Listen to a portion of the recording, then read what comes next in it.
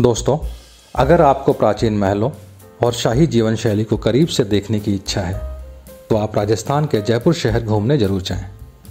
जयपुर शहर अपने शानदार किले, महलों और राजसी इमारतों, मंदिरों और रंग बिरंगे बाजारों के लिए फेमस है और यहाँ पर देश से ही नहीं बल्कि विदेश से भी हजारों की संख्या में पर्यटक हर साल जयपुर घूमने आते हैं।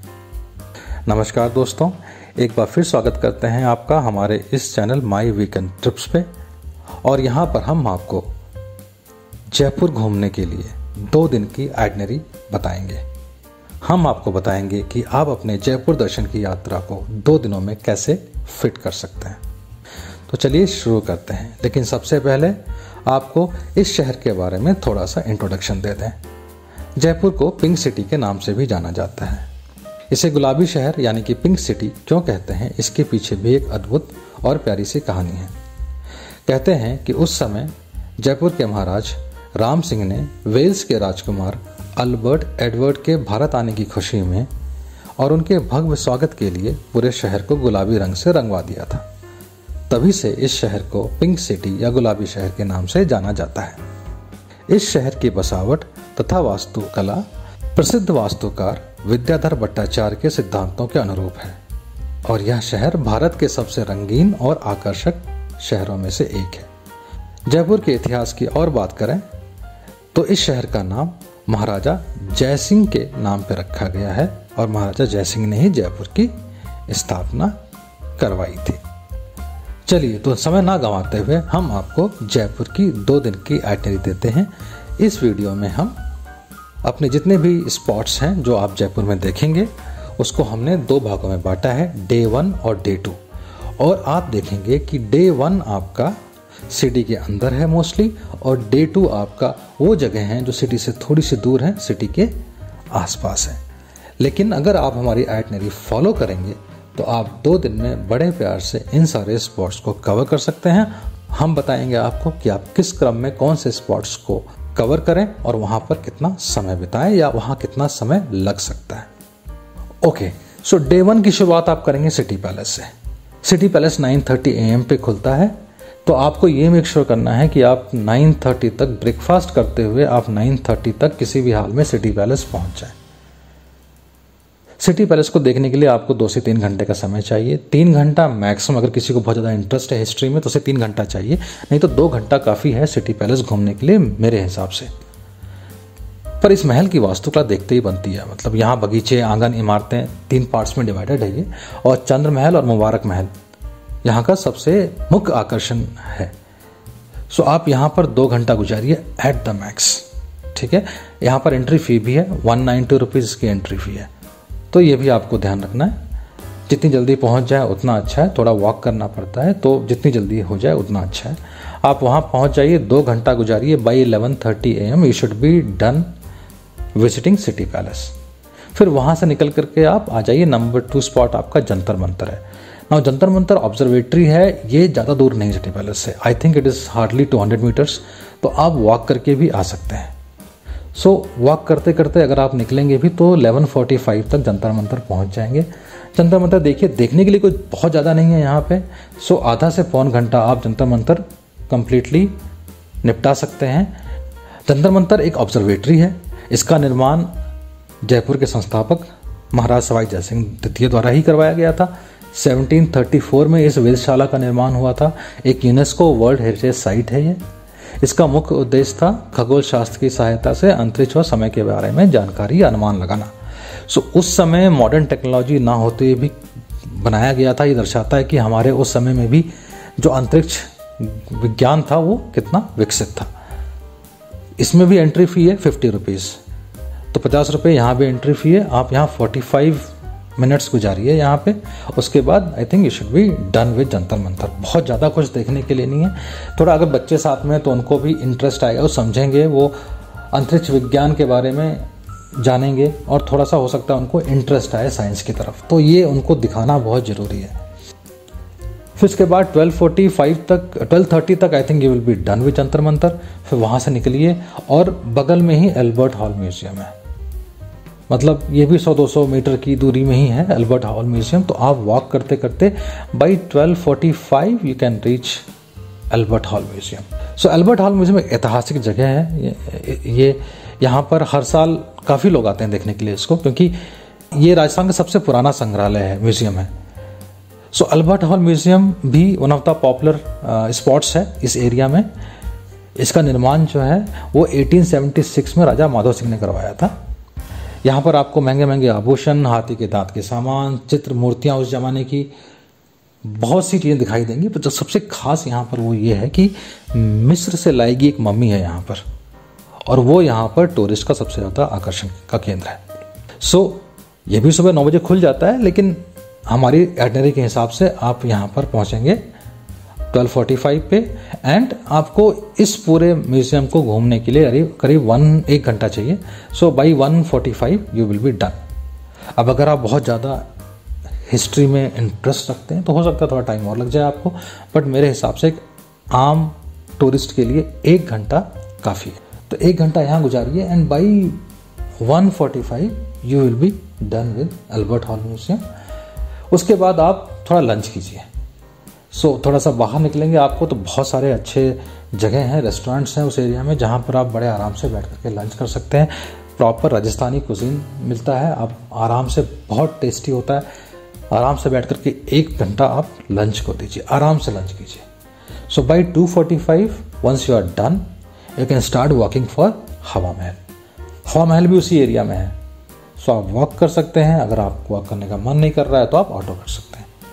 And by 3 o'clock you will be able to reach Hawa Mahal. सो आपने लंच को 1.5 आवर्स दिया एंड बाई 3 o'clock आप हवा महल पहुंच सकते हैं। हवा महल अपने आप में अद्भुत है। शायद देश या दुनिया में कहीं भी इस तरह का स्ट्रक्चर नहीं दिखाई देता है। 1799 में बनवाया गया था ये। यहाँ इसमें 953 खिड़कियाँ हैं और इसे हवा महल इसलिए नाम दिया गया क्योंकि ये जो 5 स्टोरी बिल्डिंग है इसमें आप कहीं भी खड़ा हो जाइए और दिन के किसी भी टाइम में खड़े होइए, बाहर हवा चल रही हो चाहे ना चल रही हो, अंदर आपको हवा बहती हुई महसूस होगी और हवा ठंडी लगेगी आपको। तो इसकी बनावट इस तरह से है कि हवा अपने आप ही उसको डायरेक्शन मिलता जाता है और वो अंदर से महल के बीच से होती हुई बहती जाती है और आपको लगता है इससे बहुत तेज हवा चल रही है। इसमें सीढ़ियाँ नहीं है। सो अगर आपको एक फ्लोर से दूसरे फ्लोर पे जाना है तो स्लोप्स हैं, आपको उस स्लोप पे होते हुए जाना है, तो थोड़ा सा ध्यान से वॉक करना पड़ेगा, स्लिप होने का डर रहता है। कहते हैं कि ये राजपूताना महिलाओं के लिए बनवाया गया था ताकि वो महल के अंदर से बैठ करके बाहर शहर में क्या चल रहा है उसे देखते रहें। यहाँ पर एक म्यूजियम भी है, मैं कहूँगा कि म्यूजियम भी आप जरूर देखें। सो ये पूरी चीज़ों को कवर करने में आपको 1 घंटा चाहिए। सो मेरे हिसाब से by 4 o'clock you will be done with हवा महल। अब हम आते हैं लास्ट ऑप्शन जो डे 1 का है, वो है जल महल। सो हवा महल के बाद जल महल। नाउ जल महल जो है वो ऑलमोस्ट 6 किलोमीटर्स है हवा महल से।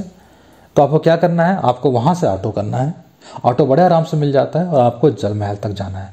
नाउ जल महल मैंने शाम को इसलिए रखा क्योंकि यहाँ पर इसकी सुंदरता देखते ही बनती है। जब शाम की रोशनी सूरज की पड़ती है और उसमें आप जब जल महल को देखते हैं तो आपको बहुत सुंदर लगता है वो। आप वहाँ बोटिंग भी कर सकते हैं। नाउ जल महल बाई 6 o'clock बंद हो जाता है, तो इसलिए आपको वहाँ पर किसी भी हाल में 5 o'clock से पहले पहुँचना है।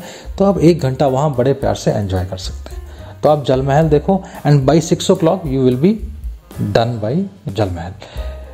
इसे जल महल इसलिए कहते हैं, चलिए पहले ये बता दूं मैं आपको, इसको जल महल इसलिए कहते हैं कि ये पानी के बीचों बीच है। तो ये जो किला है वो पानी के बीचों बीच बना हुआ है। और आपको जान के आश्चर्य होगा कि इस पूरे स्ट्रक्चर का खाली 1 फ्लोर, अपर फ्लोर पानी के ऊपर है, बाकी पूरा का पूरा पानी के नीचे है। डेफिनेटली आप इस महल के अंदर नहीं जा सकते हैं, लेकिन आप बोटिंग कर सकते हैं इसके आसपास, उसको दूर से निहार सकते हैं, इसकी सुंदरता को अप्रिशिएट करेंगे आप। फोटोग्राफर पैराडाइज है ये। सो डेफिनेटली ये आपका डे आपको इसी से एंड करना है। सो जल महल आपका लास्ट ऑप्शन रहेगा, आप वहाँ पे जाओ and then once you are done with Jal Mahal आपका डे, मैं कहूँगा कि डे 1 ओवर हो गया। वापस चले आइए और वापस आके क्या करना है, by 6 o'clock if you are done what you will do once you come back, आप जाइए वहाँ पे चंद्रपोल बाजार है, जोहरी बाजार है। All this is in the same area जहाँ पर आपने सिटी पैलेस देखा, जहाँ पर आपने हवा महल देखा, उसी के आसपास के जो बाजार्स हैं वो चंद्रपोल बाजार और जोहरी बाजार है। अब इन 2 का नाम क्यों ले रहा हूँ मैं, क्योंकि जोहरी बाजार इसलिए क्योंकि it is famous for gems. So अगर आपको जेम स्टोन्स में इंटरेस्ट है तो आप जोहरी बाजार जरूर जाओ। आपको वहाँ पर वैरायटी ऑफ जेम्स, हज़ारों दुकानें हैं आपको जहाँ आपको जेम्स मिलेगा। तो आपके पास बहुत सारे ऑप्शन है देखने के लिए।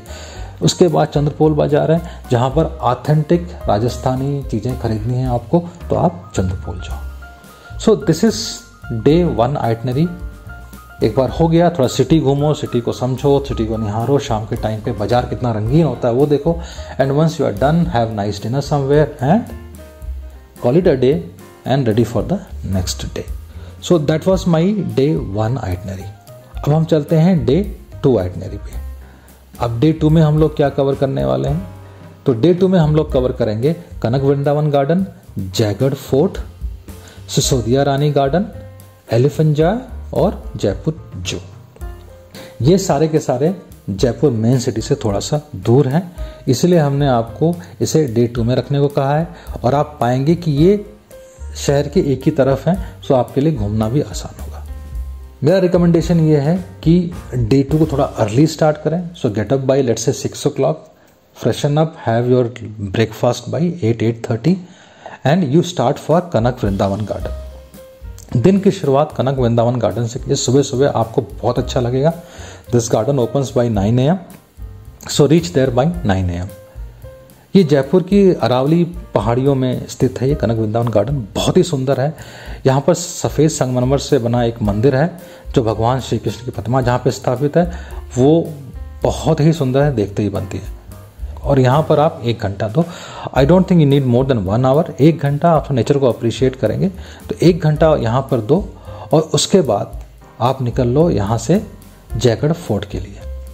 जयगढ़ फोर्ट जो है वो 10 o'clock खुलता है और वो यहाँ से 5 किलोमीटर्स है। पहाड़ी पे थोड़ी चढ़ाई है तो 5 किलोमीटर्स पे है। आप ऑटो से ही जाओगे, it will take approximately 15 to 20 minutes. ठीक है, सो 15 से 20 मिनट आप 10 o'clock आप कनक वृंदावन गार्डन छोड़ दो and by 10:15 you reach Jaigarh fort. Jaipur गए हैं और अगर आपने जयगढ़ फोर्ट नहीं देखा है तो आपका जयपुर जाना पूरा नहीं होता है। So Jaigarh Fort is a must visit in Jaipur. So आप वहाँ जाओ, शानदार किला है। अपने ज़माने में आप देखोगे, सोचोगे आप कि इतना सुंदर और इतना भव्य बनाया कैसे गया है। 1726 का बनाया हुआ एक किला है। So you will enjoy if you love history, if you love fort, definitely going to enjoy Jaigarh fort. इसको देखने के लिए आपको 1 hour 30 minutes तो चाहिए ही चाहिए। So by 10:15 you reach there, but then at least आपको जो है वहाँ पर 11:45 तक मैं कहूँगा कि आप वहाँ रुको। मतलब इतना टाइम तो आपको देना ही पड़ेगा, 1 hour 30 minutes। बहुत भाग भाग के भी जाएंगे तो भी, क्योंकि चढ़ाई है तो थोड़ा सा मुश्किल होता है। So at least 1 hour 30 minutes to 2 hours। So 1 hour 30 minutes लेके चलता हूँ। By 11:45 you will be done. फिर वहाँ से आप स्टार्ट कर सकते हो सिसोदिया रानी गार्डन के लिए। वो नीचे है, करीब 15 किलोमीटर्स है। तो मैं चाहता हूँ कि आप वहाँ से पहले सिसोदिया रानी गार्डन आ जाओ। 30 मिनट्स लगेगा आपको, नीचे आना है। सो आसानी से टाइम कम लगता है, 30 मिनट्स लगेगा आपको। आप यहाँ पर आ गए 12:15, लेट्स से 12:15 12:30 तक आ गए आप। तो उसके बाद यहाँ पर आप थोड़ा टाइम बिता सकते हैं। It will not take more than 1 hour, at the max 1 hour। मैं तो कहता हूँ कि 45 मिनट्स में भी आप इसको फिनिश कर सकते हैं। It is like Kanak Vrindavan garden, उसी की तरह है, सुंदर है, काफ़ी सुंदर है। तो आप यहाँ पर टाइम बिताइए, फिर वहाँ से निकल जाइए आप एलिफेंट जॉय के लिए। एलिफेंट जॉय पे मैं चाहता हूँ कि आप वहाँ पर कम से कम 1 hour 30 minutes स्पेंड करें, खास करके बच्चे आपके साथ में हैं तो, because they are really going to love it. Elephant joy क्या है? सो एलिफेंट जॉय वो जगह है जहाँ पर हाथियों को रखा जाता है। सो इसे हम हाथियों का गांव भी कहते हैं। यहाँ पर आप हाथियों को, उनके साथ खेल सकते हैं, उनको आप नहला सकते हैं, उन्हें आप खाना खिला सकते हैं। मैंने ये सुना है कि सवारी शायद बंद कर दी गई है, फिर भी आप पूछ सकते हैं उनसे, हो सकता है कि सवारी भी करते हो तो हाथी की सवारी करने का भी मौका मिलता है। तो बच्चे अगर साथ में, उन्हें हाथियों के पास काफ़ी समय गुजारने का मौका मिलेगा and they will really enjoy it. और इससे क्या है, बच्चों का जानवरों के प्रति, नेचर के प्रति जो उनमें इच्छा है वो और ज़्यादा जागृत होगी। तो अच्छा है, बच्चों को डेफिनेटली वो दिखाना चाहिए। मेरे हिसाब से आपको कम से कम 1 hour 30 minutes यहाँ पे स्पेंड करना चाहिए। कुछ ना सही है तो बच्चों को आप वहाँ छोड़ दीजिए, लेट देम एंजॉय इट। आप वहाँ बैठिए, बच्चों को उन्हें वॉच करने दीजिए। बच्चे जाकर उनको टच कर सकते हैं, उनको नहला, उन्हें खिला भी सकते हैं। So it is definitely going to be a very good one. So 3 o'clock तक आप वहाँ रहिए and by 3 o'clock you can start for Jaipur जू।